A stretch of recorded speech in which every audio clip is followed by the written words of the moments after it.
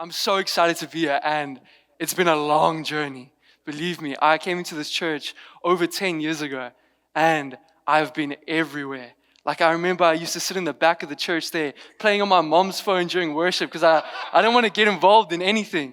And then I even left the church. I was like, no, this isn't for me. I'm going to take a sabbatical and leave. And then I made my way all the way to the top when I came back. And I used to sit there on my phone during worship and the preach, guys. It was bad. But I was convicted, and now I'm standing here at the pulpit ready to preach. And it's such a blessing. And I'm so honored to be able to share with you guys. And I'm so honored that I've been able to take this journey, and I've been able to grow as a Christian and grow as a man. And that now I'm able to share from this place of abundance and this place of growth. And I'm so excited for the message I have today. It's such a good one. And it's a message I've been walking through my whole life. And it's one that God has really been pressing into me lately. And I know that every single person here is going to walk away with something. And I'm so excited for that. Sure. Amazing. Come on. Yo, this is wild. And so what I want to start off saying today is I had a little prophecy for this church and for this generation. And I feel like we're stepping into a time where the younger generation is becoming so confident and open in their faith. And I feel like we're going to step into a period where everyone around us is going to see this confidence. They're going to see this fire, and they're going to see this faith. And the words I was getting is ridiculous revival.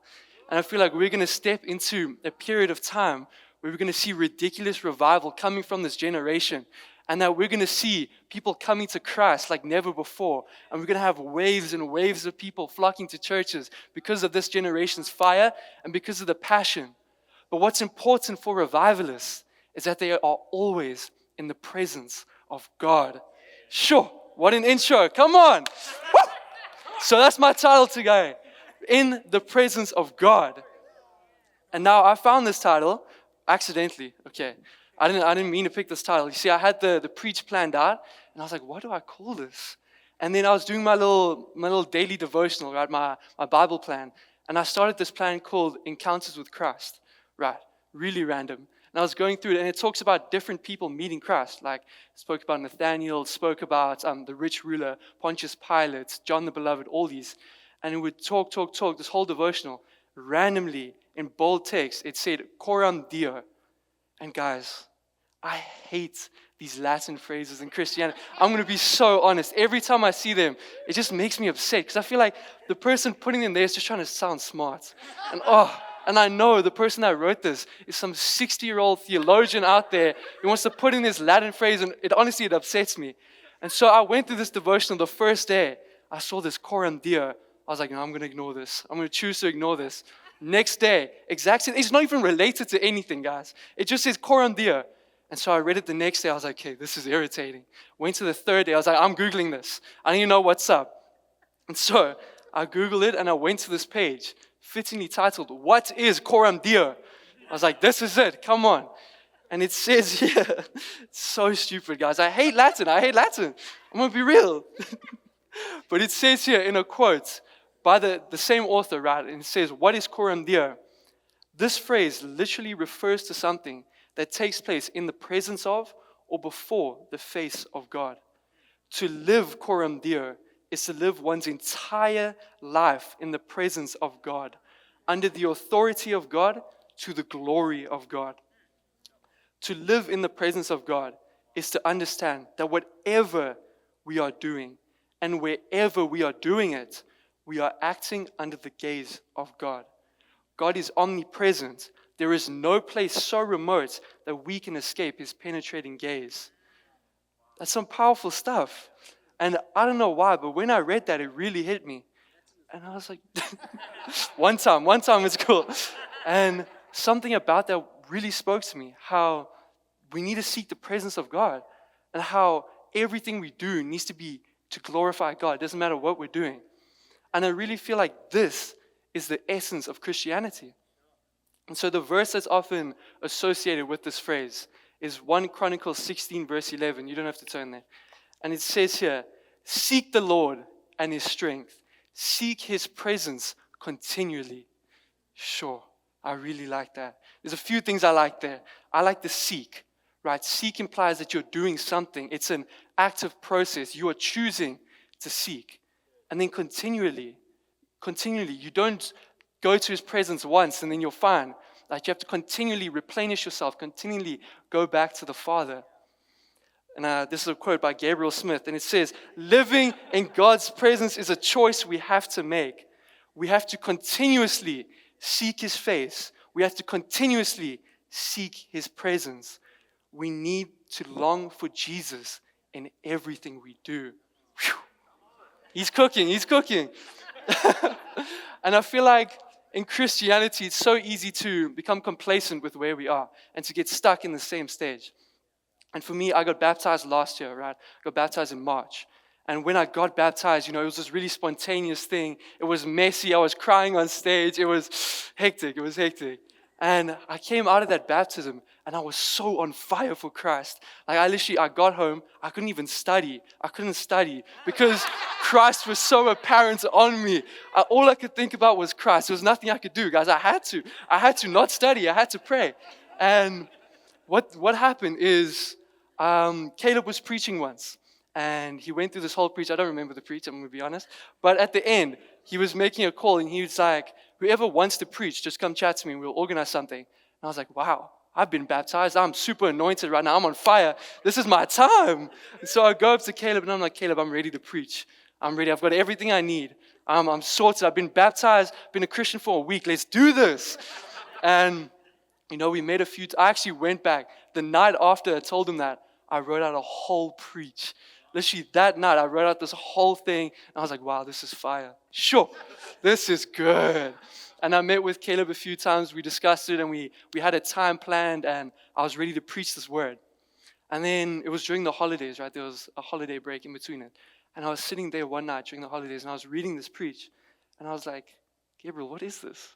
Like, where's God in this?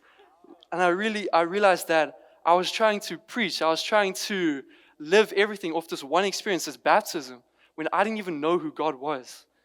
And it came out of a place of pride. It came out of this fire where I was like, I need to share what I know, but I don't know a lot. Like, I don't know what I'm sharing. I'm sharing about my baptism, and that was it. And so I decided to completely scrap the message. I was like, okay, I need to humble myself. I'm not ready to preach just yet. I'm going to completely scrap this. And then I decided to do this Bible in a year plan. And it was one of the best decisions I've ever made. It was hard.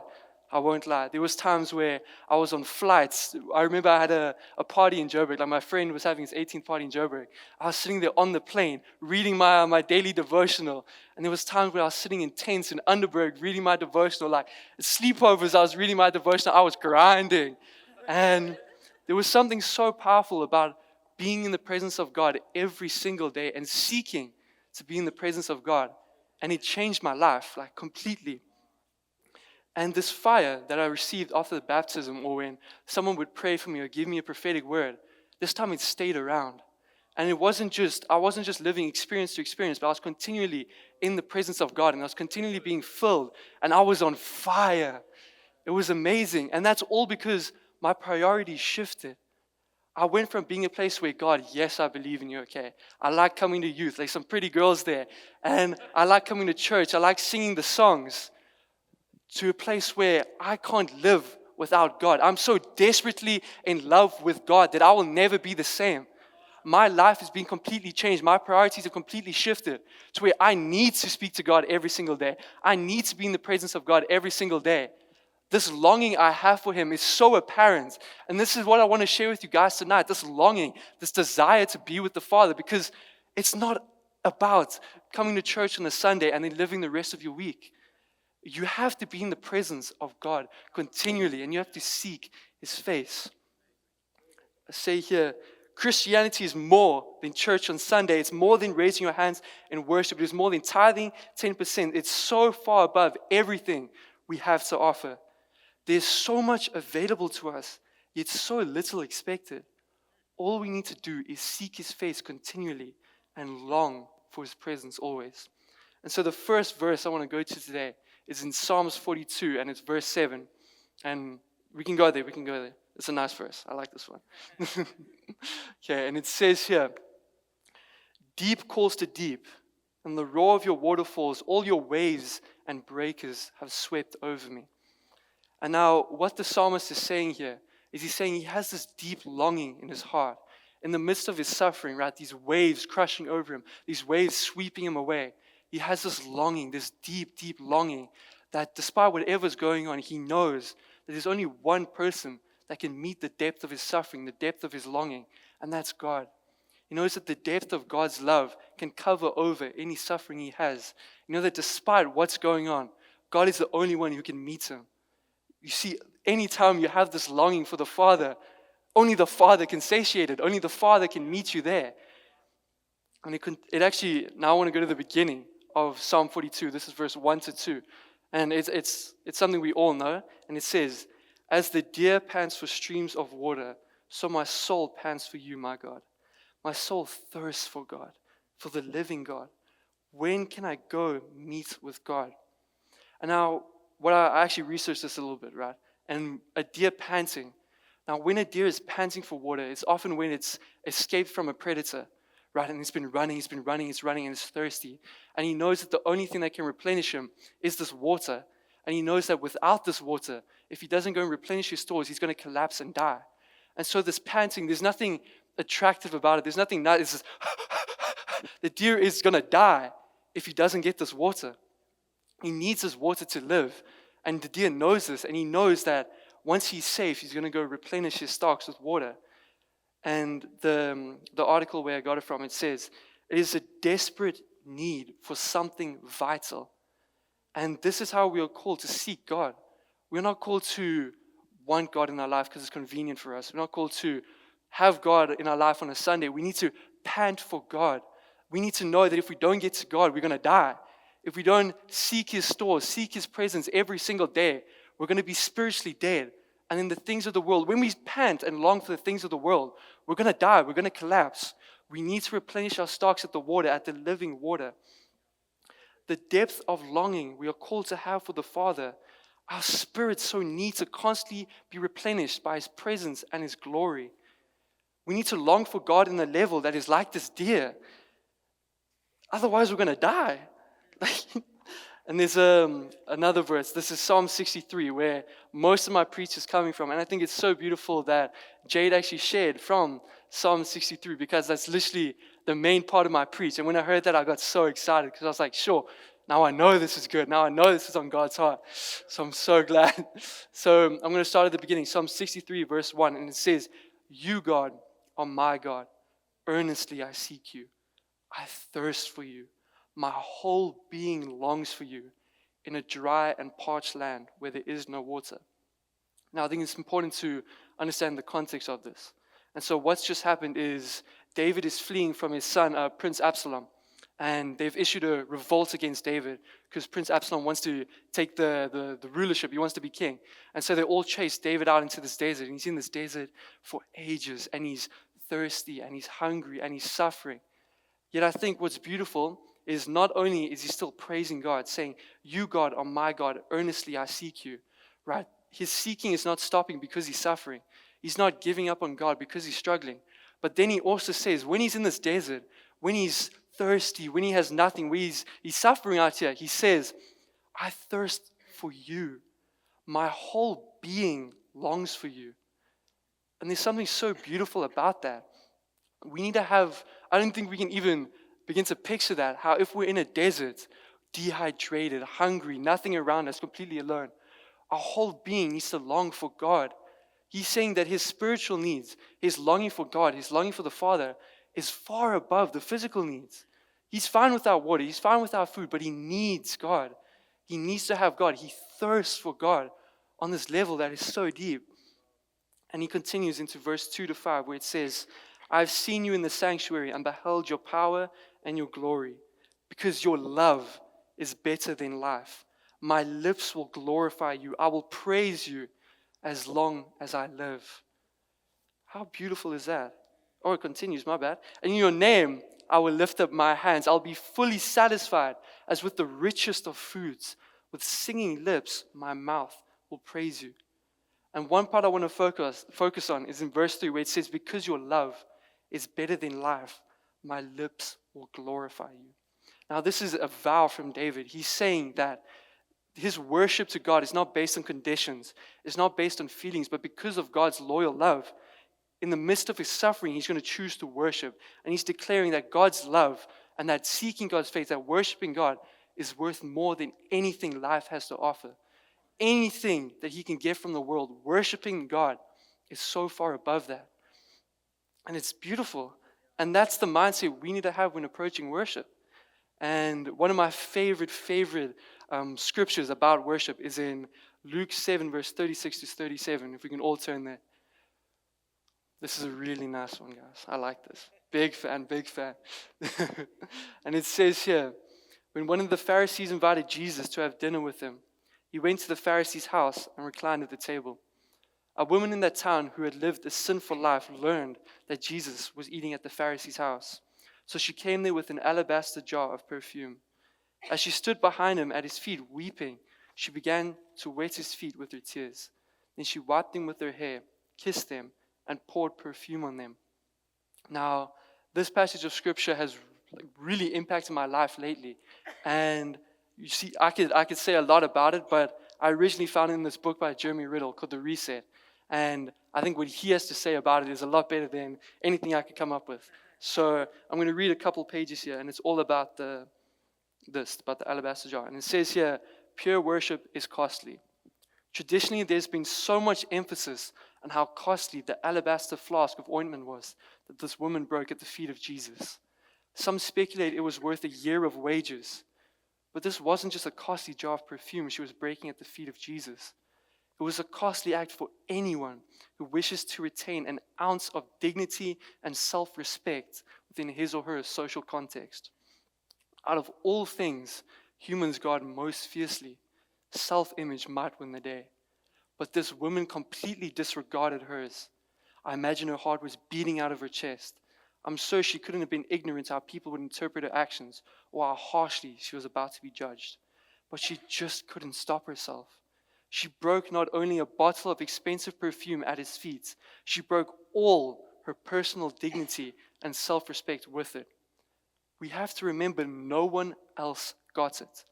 Not one person in the group of onlookers was analyzing the situation and thinking, this is going to inspire a lot of beautiful worship songs down the line. No one wrote on social media later that night, wow, I just witnessed one of the most beautiful acts of worship. There was no riveting photo, no glowing quote. In fact, quite the opposite. There was outrage and judgment.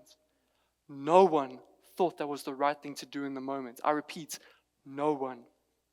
No one but Jesus. Jesus did. Jesus was moved by it. Jesus knew what it cost her. Jesus knew the purity of it. And he made this decree.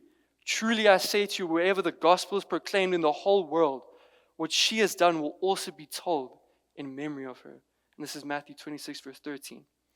Pause for a moment. Can you imagine how shocking this must have been for the people around him to hear? They were probably thinking, Jesus, that awkward moment when none of us knew what to do, that moment where we all felt we should probably rescue you, or at least felt that you should rescue yourself, that moment gets eternally linked with the proclamation of the gospel. Yes, that moment. We must grasp this. Pure worship has nothing to gain in the realm of popularity. It could care less. It only hopes to touch the heart, to win the heart of the one being worshipped. It is never driven by the benefit it gets. It is so blinded by the depth of its love, it cannot possibly adhere to what the social norms of the day deem to be acceptable. Pure worship is solely driven by the, I have to let you know, I have to communicate to you somehow, some way, how much you mean to me, how much you've changed my life. It's extreme. It will go to any length and pay any cost to demonstrate the depth of its love and its gratitude. That's worship. That is what worship is called to be. It's supposed to be costly. You're supposed to sacrifice. It is not about the people around you. It's not about how you're feeling on the day, but it's about the one that we are praising. And in 2 Samuel 24, verse 24, you don't have to go there. It says, this is David, he's buying like a plot of land, and the guy's offering it to free. And he says, I will not sacrifice to the Lord my burnt offerings that cost me nothing. Worship is an act of sacrifice unto the Lord. It should be costly. Worship has no value to those around you. It's a pure demonstration of your love. If you aren't acting like an idiot in the face of the Lord, are you even doing it right? We need to move ourselves away from any fear or any pride, because it's so easy to get trapped in these little bubbles of worship. And you might not even realize you're trapped by fear, you're trapped by pride, until you read something like this, until you hear what worship is. And that's what I'm here to do. I'm here to help you. I'm here to break these chains, because I know what it feels like. I know what it's like to be scared to raise my hands. I know what it's like to not want to sing because my voice is bad, guys. Sure. It's a struggle. But I know that that's good. He wants me to struggle. He wants it to be uncomfortable, because that's what worship is. It's costly. It's a sacrifice. And this is my favorite, right? The alabaster jar is here. This one's up here. And this is in 2 Samuel 6, verse 14 to 16. We can go there. And it says, wearing a linen ephod, David was dancing before the Lord with all his might, while he and all Israel were bringing up the ark of the Lord with shouts and sounds of trumpets. As the ark of the Lord was entering the city of David, Michal, daughter of Saul, watched from a window. And when she saw King David leaping and dancing before the Lord, she despised him in her heart. I'm going to continue in verses 20 to 22, where it says, when David returned home to bless his household, Michal, daughter of Saul, came out to meet him and said, how the king of Israel has distinguished himself today, going around half naked and full of all the slave girls of his servants, as any vulgar fellow would. David said to Michal, it was before the Lord who chose me rather than you, rather than your father or anyone from this house, when he appointed me ruler over the Lord's people Israel. I will celebrate before the Lord. I'll become even more undignified for this, and I'll be humiliated in my own eyes. But by these slave girls you spoke of, I'll be held in honor. And what I really like is Michal, right? I think a lot of times we talk about David and his extravagant worship, but we need to understand the heart of Michal. And she was royalty, right? She's Saul's daughter. And her and David, they're both up here, right? They are the peak of Israel. They're the peak of royalty. They are the peak of dignity, of respect, of everything. They are up here. And she is the only one. She's the most vocal about her judgment. You see, when worshiping, where am I? Hold on. Oh, I had such a nice quote, but I lost it. That's my bad. But you see, they're both up here. But in the face of worship, when presented with the Lord, David is the one who takes this rank he's gotten, and he drops it completely. He says, in the face of the Lord, I'll become undignified. I'll be humiliated. I don't care what anyone has to say. I care about my father. Well, Michal said, no. You're the king of Israel. What are you doing? We don't do this kind of stuff. People need to respect us. People need to honor us. And I don't think there's anything bad about having rank, right? About having people respect you, about people honoring you. But when it's in the face of the Lord, when we are worshiping, you cannot place your dignity higher than the Lord's. You can't value yourself higher than the Lord. You cannot say, God, I'm too good for this. I'm too high up to become a fool. I'm too high up to be dignified. And what I really like is when they mention the slave girls. And it says here, even the part about the slave girls holding David in honor speaks on this. The people who see King David, the highest ranked person there, dancing and singing like an idiot, feel inspired. And they honor him because of this. Because if King David is not afraid to worship, why should they be? I believe that pride and dignity are the biggest enemies of worship. And when we place ourselves higher than we are supposed to be, where we're told to be, that's when worship gets lost. And that's where we lose the real purpose of worship. You need to get out of your own head. As soon as you start letting your circumstances and the way you've been perceived affect the way you worship, then you are losing everything that worship should be about. Don't let your pride stand in this way. Sometimes you may be tired. Sometimes it's hot outside. Sometimes you've got sweat stains under your arms. There's too many people around you. This is not a reason to not worship. There's not a reason to change the way you're worshiping. Nothing should come in the way of showing God how much you love Him. Be humiliated. Lose all dignity. God doesn't care how bad your dance moves are. He doesn't care how terrible your singing voice is. He cares how much you're willing to sacrifice. He cares how much you love Him. That's what worship is about. It's not about you. It's not about how you're feeling. It's not about how your day's been. It's not about how your week's been. It's not about how you're looking. It's about what God sees. It's about the sacrifice you're giving to God. It's about the love you are showing God. We need to be undignified. We need to be idiots. We need to dance up here like fools. We need to sing at the top of our lungs, because that's what worship's about. It's about showing God how much He means to us. Pride is a sickness that affects everyone to some degree. And the only way to be set free is to let Jesus take over. I want to go back to Psalm 63, and I'm going to read verse 8. And it's a short one. I'll read it. It says, I cling to you. Your right hand upholds me. We need to be vulnerable with God. We need to hold on to Him when things get tough. You're going to fail. You're going to mess up. You're going to get hurt, and you're going to hurt others. But Jesus won't leave your side. Run to the arms of the Father. Cling onto Him tightly. Let Him handle everything. He's more than capable. He knows what He's doing. We are weak. I don't care how often you go to the gym, how smart you are, how much theology you know, you and I are weak. And instead of trying to pretend we're strong, we need to run to the arms of Dad and say, Dad, I can't do this. The situation is too much for me. I'm hurting. I'm scared, and I need your help. Don't be afraid to be weak. When in the face of God, He wants us to be safe in His presence and safe under His wings. 2 Corinthians 12, verse 9 to 10 says, But He said to me, My grace is sufficient for you, for my power is made perfect in weakness. Therefore I will boast all the more gladly about my weaknesses, so that Christ's power may rest on me.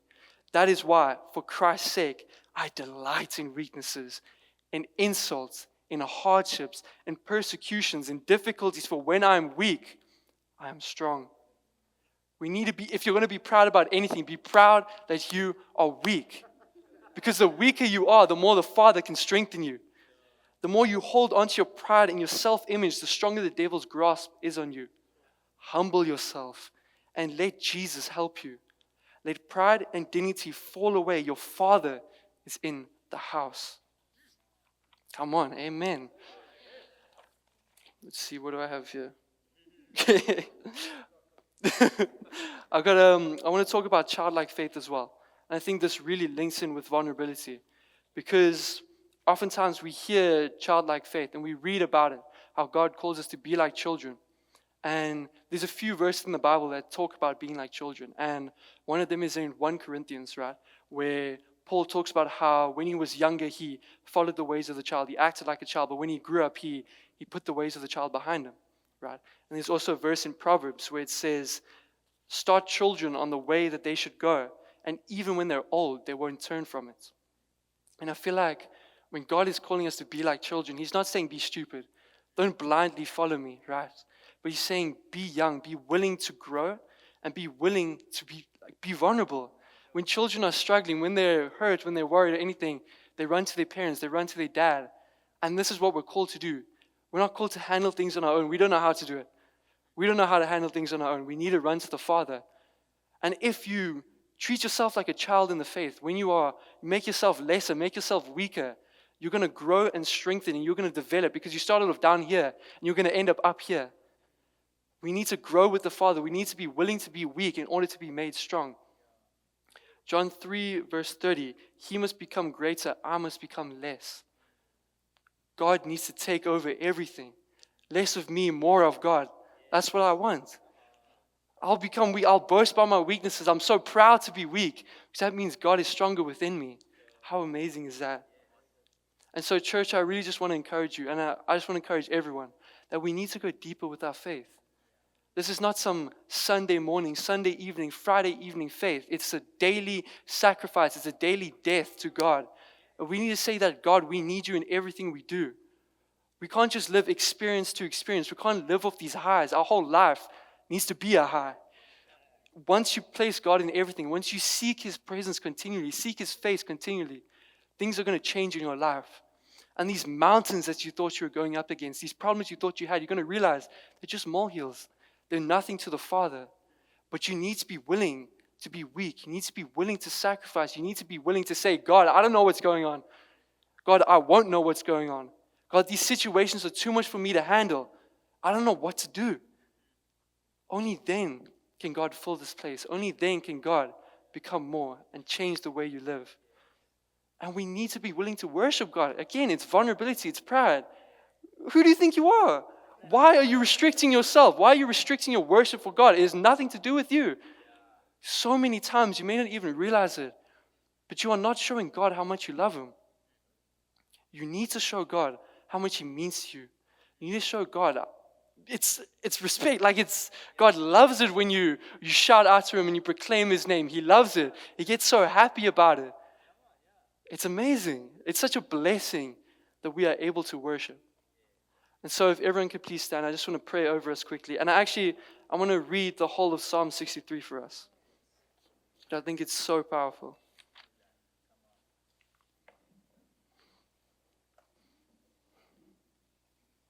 Awesome.